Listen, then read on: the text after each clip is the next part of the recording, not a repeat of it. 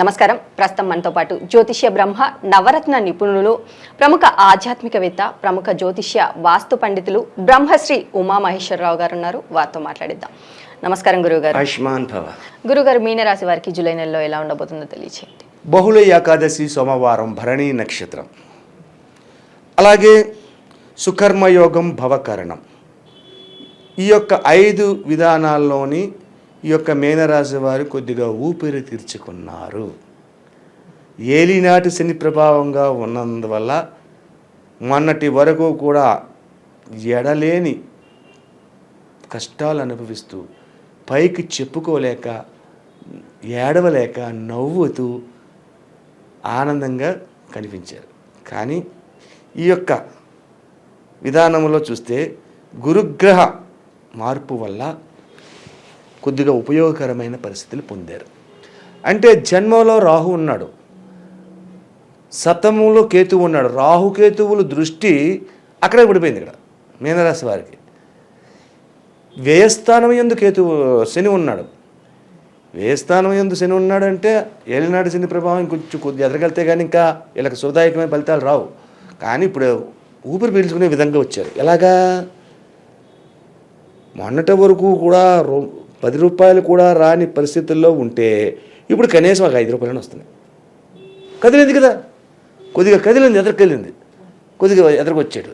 అయితే కుటుంబంలో కలహములు ఎక్కువ అవుతాయి.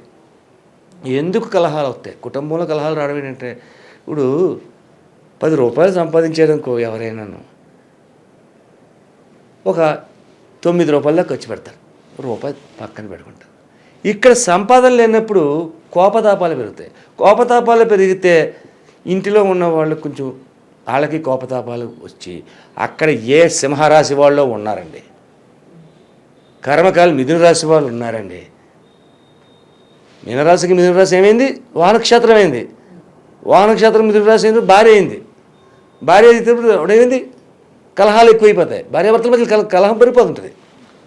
అటువంటి విధానంగా అంటే ఈ రాశికి ఆపోజిషన్ రాశి ఏదైనా ఉంటే ఈ మీనరాశి వారికి ఇబ్బందికరమైన స్థితిని పొందుతున్నారు. అయినా ప్రతి విషయంలోని తగ్గి అణుకువగా ఉండి విజ్ఞతగా మాట్లాడుతూ కొన్ని పనులు నెరవేర్చుకుంటున్నారు. దీని వలన ఏమవుతుందంటే ఈ ఎదటి వాళ్ళ దగ్గర నుంచి కొద్దో గొప్ప ఆదాయాన్ని పొందుతున్నారు, ఉపయోగకరమైన పరిస్థితులు పొందుతున్నారు. అలాగే సహోద్యోగులు అంటే ఒక సాఫ్ట్వేర్ అన్నాడు, అందులో ఉద్యోగ రంగం వారు చాలామంది ఉంటారు. అందరూ కూడా ఫ్రెండ్స్, లేడీస్ కూడా ఉంటారు. ఆమె వాళ్ళ సలహాల వల్ల ఉపయోగకరమైన పనులు కొన్ని నెరవేర్చగలుగుతున్నారు మీనరాశి వారు. అయితే ఇదే మాటని కొంతమంది ఏమని చెప్తున్నారంటే, ఒక ఆడది వస్తుంది నీ జీవితంలోకి, చాలా ఉపయోగకరమైనది పొందుతారు అని అంటారు. కానీ ఆడది వచ్చి ఉపయోగకరమైన పొందాలు అనేది ఏమి ఉండవు. అవి ముఖస్థుతి మాటలు. ఒక ఆడది వచ్చి నీకు 100 కోట్లు ఇచ్చేద్దంటే ఆ డబ్బు ఎక్కువైపోయిందా ఇచ్చేయడానికి? ఎందుకు ఇస్తారు? ఎవరిని ఎంతవరకు ఉండాలో అంతవరకు ఉండాలి. మన స్థాయి ఎంతవరకు ఉంది అంతవరకే. మన స్థాయిని మించి ఖర్చు పెడితే దూబరవుతుంది. అటువంటి పరిస్థితులు ఉన్నాయి. అయితే మిత్రుల వలన, సహోద్యోగుల వలన ఉపయోగపరమైన సలహాలను, సంప్రదింపులను తెలుసుకుని వాటి ద్వారా వీళ్ళు కష్టపడి చేసుకుంటూ ఉంటే దాని ద్వారా కొంత అభివృద్ధిలోకి రావడం అనేది జరుగుతూ ఉంది. అయితే గత మాసంలో చాలా ఇబ్బందికరమైన పరిస్థితి ఉన్నా కూడా ఈ మాసంలో అంత ఇబ్బందికరమైన పరిస్థితి లేదు. అంటే ఒక విషయం చెప్పచ్చు, అప్పు కూడా దొరకని పరిస్థితి, కానీ అప్పు దొరుకుతుంది. అప్పు కూడా దొరకని వారికి అప్పు దొరుకుతుంది. మరి గొప్పదనమే కదా. అప్పు ఎలా తీసుకున్నారండి? ఒక క్రెడిట్ కార్డు వచ్చిందండి, క్రెడిట్ కార్డు తీసుకున్నాం, ₹1,00,000 వచ్చింది కార్డులోంచి. ₹1,00,000 అన్నా దానికి టైం ఎంత ఉంది? నెల రోజుల టైం ఉంది. నెల రోజులు దాటితే ఇంట్రెస్ట్ పడిపోద్ది. నెల రోజుల లోపల కడితే ఇంట్రెస్ట్ లేదు. ఈ ₹1,00,000 మనకి వడ్డీ లేని అప్పు వచ్చింది. ఈ అప్పుతోటి ఈ నెల రోజుల్లో చాలా తిప్పచ్చు.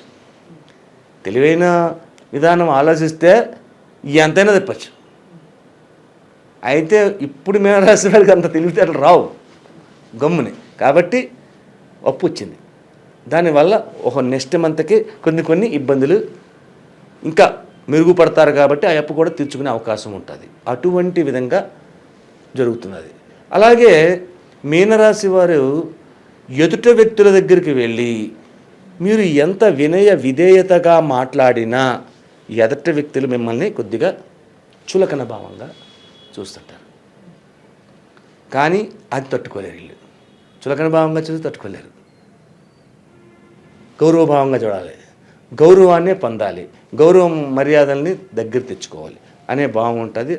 దాని గురించి కొంత ధనాన్ని కొంత సమయాన్ని వృధా చేసుకుంటారు. ఎందుకంటే ఎదుటివాడు మనల్ని గౌరవించాలంటే మనం కూడా గౌరవించాలి. మనం గౌరవించకుండా ఎలా కుదురుతుంది? అటువంటి విధానంగానే ఉన్నది.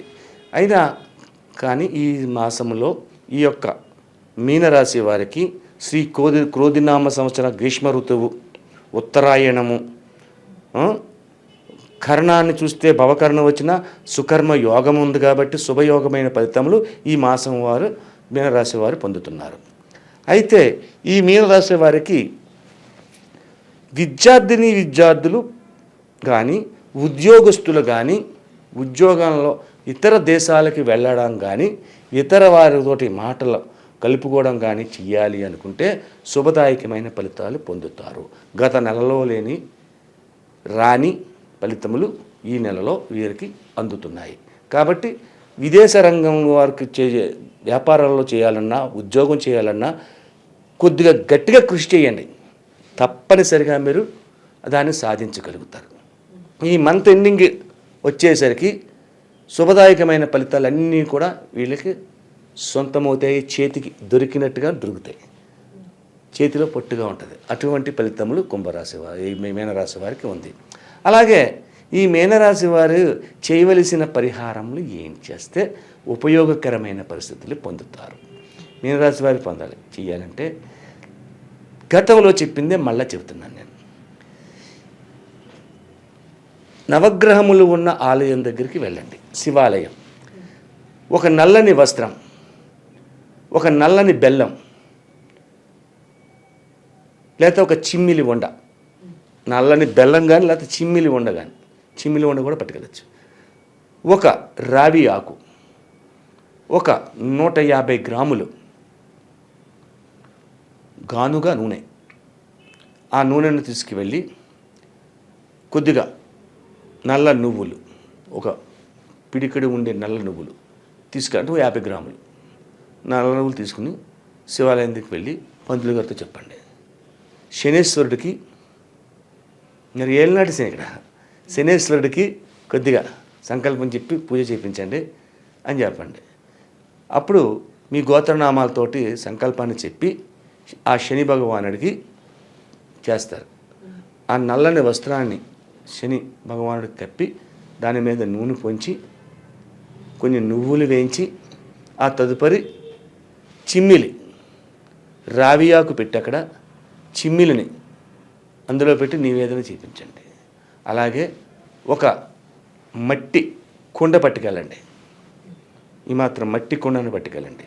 మట్టి కుండతోటి నీళ్లు తీసుకుని ముందు ప్రదర్శన చేసేటప్పుడే శనేశ్వరుడు కానించి బుధుడు కానించి అన్ని నవగ్రహాలకి ఒక్కొక్క చెంబుడు మట్టి కుండతో నీళ్లు పోయండి. అది పక్కన పెట్టండి ఆ కుండని. ఆ తర్వాత శుభ్రంగా అభిషేకం జరుగుతుంది, పూజా కార్యక్రమం అయిపోతుంది. పూజా కార్యక్రమం అయిపోయిన తర్వాత నమస్కరించుకోమంటారు. అప్పుడు మీరు ఏం చేయాలంటే ఈ కుండను తీసుకెళ్ళి గుడి బయట ఆవరణలో ఎక్కడో చోట అక్కడ పెట్టండి, ఇంటికి తెచ్చుకోకూడదు. అక్కడ పెట్టేసి శుభ్రంగా కాళ్ళు చేతులు ముఖము కడుక్కోండి, లేదా స్నానం చేసే అవకాశం ఉంటే స్నానం చేయండి. స్నానం చేసిన తర్వాత ఈశ్వరాలయంలోకి లోపలికి వెళ్ళండి. ఈశ్వరాలయంలోకి వెళ్ళి ఈశ్వరుడికి అభిషేకాన్ని చేపించండి.